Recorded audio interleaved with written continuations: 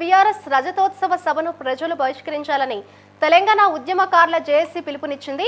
10 ఏళ్ల కేసీఆర్ పాలనలో జరిగిన అవినీతి అక్రమాలపై సీబీఐతో విచారణ జరిపించాలన్నారు.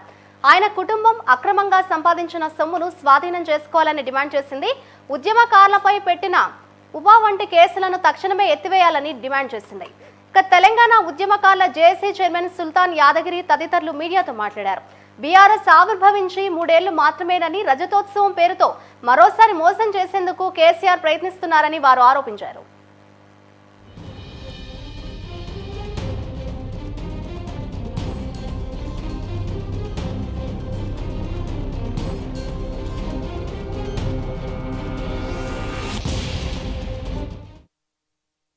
దేశంలో దీంట్లో తెలంగాణ ఉద్యమంలో 96 నుంచి పనిచేస్తున్నటువంటి వాళ్ళు, అదేవిధంగా 69 ఉద్యమకారులు కూడా పనిచేసుకుంటూ తెలంగాణ అమరవీరుల కుటుంబాలకు, తెలంగాణ కళాకారులకు, అదేవిధంగా తెలంగాణ ఉద్యమకారులకు కోసం పనిచేస్తూ ఉంది.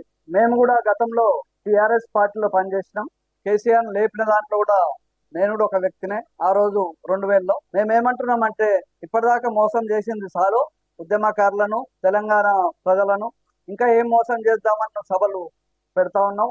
కాబట్టి మేము తెలంగాణ ప్రజలకు అందరికి కూడా ఒకటే విజ్ఞప్తి చేస్తున్నాం. టీఆర్ఎస్ నుంచి బీఆర్ఎస్ గా మారిన రోజే దాని పని అయిపోయింది. కాబట్టి మీరందరూ కూడా ఈ మీటింగ్ కు వెళ్ళొద్దని చెప్తూ, అదేవిధంగా ఏదైతే తెలంగాణ ఉద్యమకారులు ఉన్నాయో ఆ డిమాండ్లు కూడా పూర్తిగా ముందుకు ఉంచి దీన్ని ముందుకు తీసుకుపోతా ఉన్నాం. కాబట్టి మీరందరూ కూడా తెలంగాణ ఉద్యమకారుల జేఏసీ పక్షాన రాష్ట్ర వ్యాప్తంగా పోరాడాలని కోరుతూ ధన్యవాదాలు. టీఆర్ఎస్ పార్టీ ఉద్భవించి తర్వాత అంతకంటే ముందు కూడా 369 మంది 69 ఉద్యమంలో 1200 మంది బలిదానాలు, 2001 తర్వాత 2014 వరకు 1200 మంది ఆత్మ బలిదానాలు చేసుకున్నారు తెలంగాణ ఉద్యమకారులు.